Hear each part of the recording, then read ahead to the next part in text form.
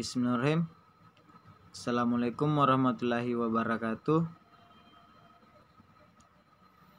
Perkenalkan, nama saya Muhammad Alwi, NIM 1931 04 0023 dari Universitas Negeri Makassar, Fakultas Ilmu Keolahragaan, Prodi Penjaskesrek kelas A 2019.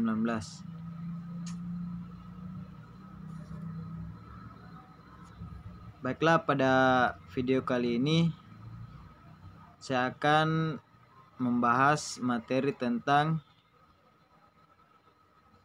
imager dalam olahraga.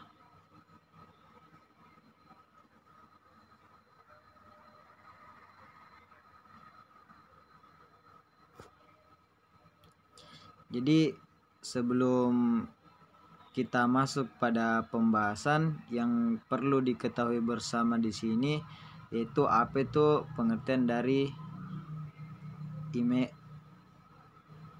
imager.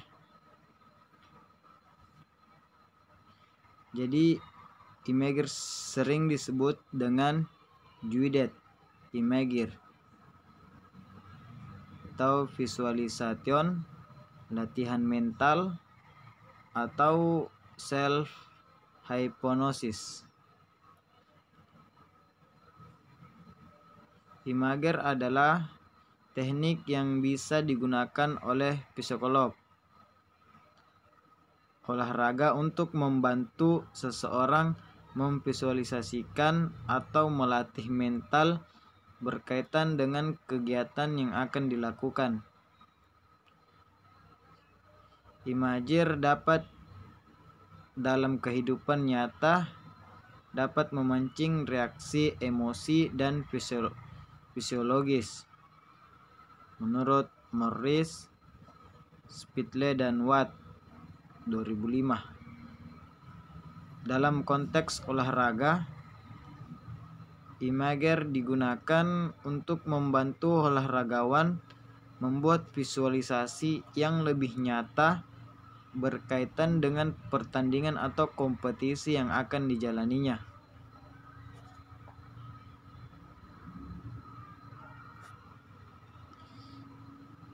Jadi berdasarkan pengertian di atas, imager adalah olahraga membayangkan atau menggambarkan atau mengingat munculnya kembali objek dan peristiwa. Pengalaman keterampilan gerak yang benar dalam pikiran. Imager adalah teknik yang dapat digunakan untuk mengkonsentrasikan penampilan sebagai yang diinginkan atau diharapkan, baik dalam latihan maupun dalam pertandingan. Teknik latihan mental tersebut melibatkan penggunaan semua penginderaan, meliputi pikiran, perasaan, emosi, dan penginderaan seperti penglihatan atau mata, pendengaran telinga, perasaan hati, maupun hormon adrenalin yang menciptakan pengalaman dalam pikiran. Jadi imager dapat meningkatkan kemampuan individu dalam menghadapi berbagai permasalahan.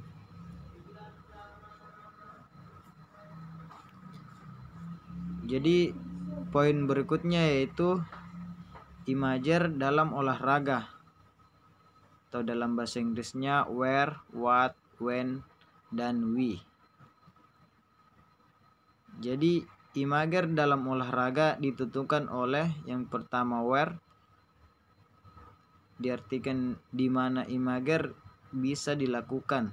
Artinya imager dilakukan pada saat latihan, pertandingan, off training, atau setelah latihan. Yang kedua what, atau apa yang diimagerkan. Jadi artinya imager yang dilakukan adalah membayangkan keterampilan gerak cabang olahraga yang digeluti. Yang ketiga, pertanyaan when atau kapan. Jadi kapan imager dilakukan? Jadi imager dilakukan sebelum atau selama dan sesuai berlatih atau bertanding. Jadi yang keempat itu ada wi. Wi dalam bahasa Indonesia itu mengapa. Jadi mengapa imager dilakukan? Yaitu untuk meningkatkan kembali keterampilan gerak yang telah dipelajari. Jadi dalam waktu melakukan imager bagi olahragawan adalah pada saat sebelum, selama latihan, dan sesudah latihan. Imager membantu olahragawan untuk menciptakan gambaran yang nyata berkaitan dengan kesulitan dan masalah-masalah yang mungkin dihadapi oleh para olahragawan selama bertanding.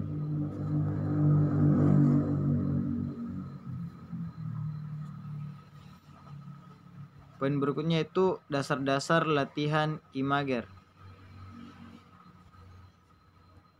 Jadi sebelum membahas dasar-dasar latihan imager, ada salah satu teori yang mendasari mekanisme latihan imager mental adalah Athey-Strips-Cole model yang mengemukakan 3 kondisi fundamental sebagai syarat terjadinya imager, antara lain sebagai berikut, yaitu imager harus terpusat pada munculnya sensasi dalam arti yang sesungguhnya seperti yang biasa dialami dalam kenyataan. Yang kedua yaitu munculnya pola respon somatik akibat dari kegiatan imager.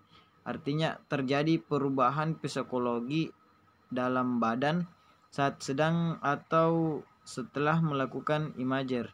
Jadi yang ketiga itu imager yang dibentuk benar-benar bermakna. Artinya setiap imager harus memiliki arti yang signifikan yang bersifat subjektif, dirasakan berbeda oleh setiap individu.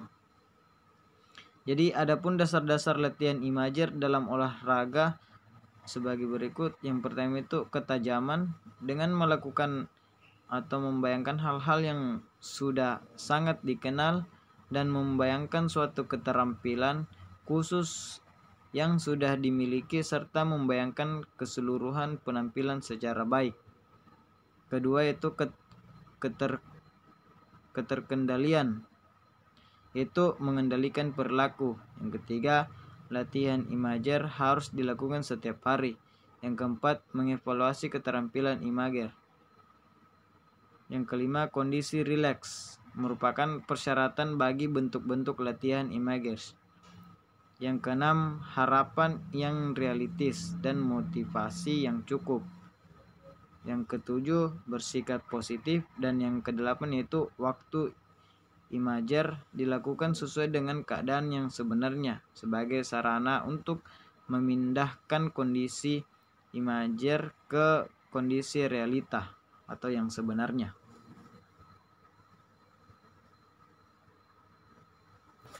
Poin berikutnya yaitu D, yaitu manfaat latihan imager. Jadi adapun manfaat latihan imager antara lain, yang pertama itu untuk mengembangkan kepercayaan diri olahragawan. Kepercayaan diri merupakan keyakinan akan kemampuan olahragawan untuk dapat sukses dalam mencapai tujuannya. Dengan latihan imager, olahragawan akan mampu meningkatkan dan mengantisipasi apa yang akan terjadi. Jika sukses dalam latihan mental imager, maka akan semakin yakin pada kemampuannya dan ini dapat meningkatkan kepercayaan diri. Yang kedua yaitu untuk mengembangkan strategi pre-kompetisi dan kompetisi. Jadi olahragawan diajari untuk memahami situasi baru sebelum turun ke gelanggang yang sebenarnya, sehingga apa yang terjadi dapat diantisipasi oleh olahragawan. Dan dengan antisipasi ini mudah melakukan adaptasi terhadap berbagai kemungkinan hal yang terjadi. Belajar untuk mempertahankan perasaan tenang di bawah tekanan sehingga emosi dapat dikendalikan secara konstruktif.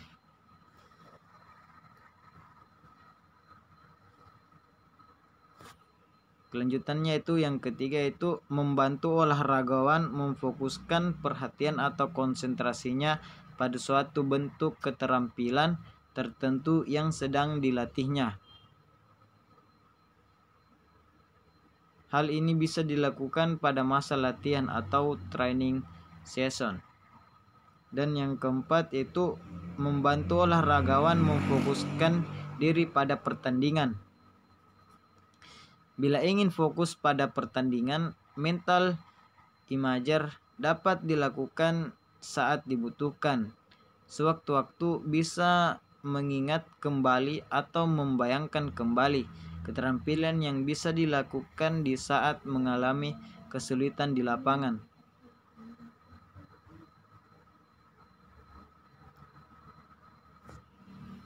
Jadi poin berikutnya itu yaitu faktor yang mempengaruhi efektivitas imager. Yang pertama itu ada yang namanya faktor internal. Jadi faktor internal adalah faktor yang bersumber dari individu yang melakukan imager. Kemampuan imager adalah kemampuan untuk membayangkan performa gerak. Imager akan lebih efektif jika individu memiliki kemampuan imager yang lebih tinggi. Artinya, apabila olahragawan dapat meningkatkan ketajaman dan kemampuan mengendalikan imagernya, maka performanya akan meningkat pula.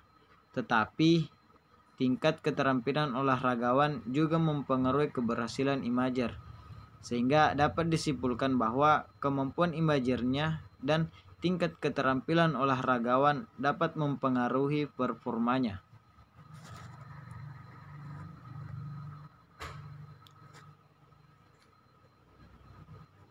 Selain faktor internal, ada juga faktor eksternal, yaitu faktor eksternal merupakan kondisi atau lingkungan yang di luar individu.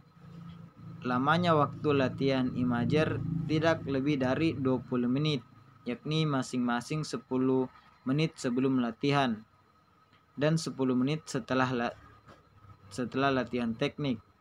Selain itu, keberhasilan latihan imager juga mempengaruhi tugas-tugas kognitif dan psikomotorik, keterampilan gerak.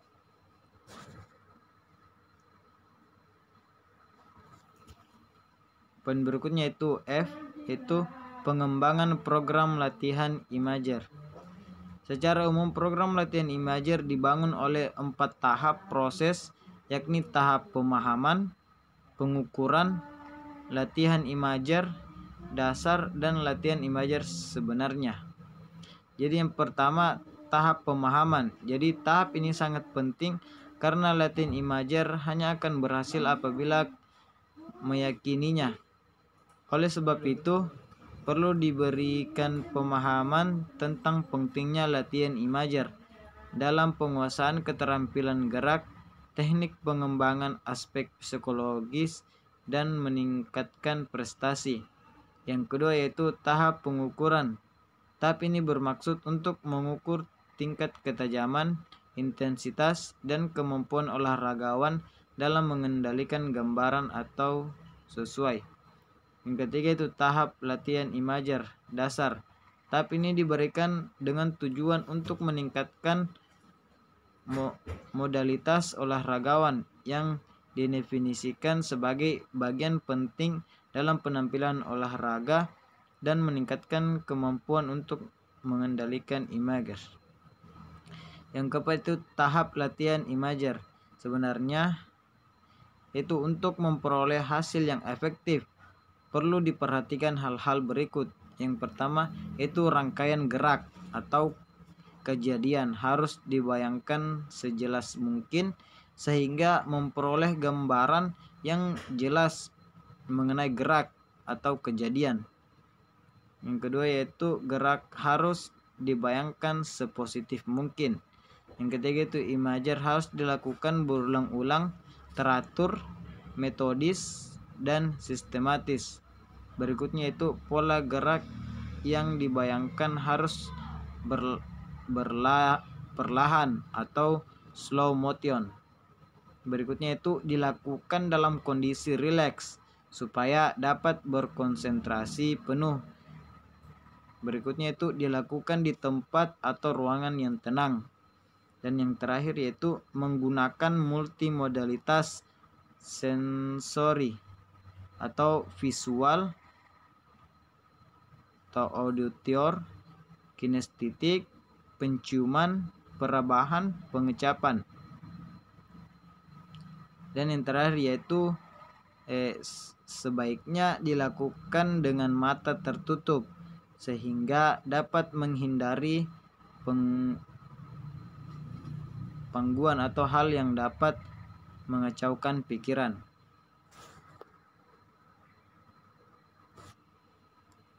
Terima kasih.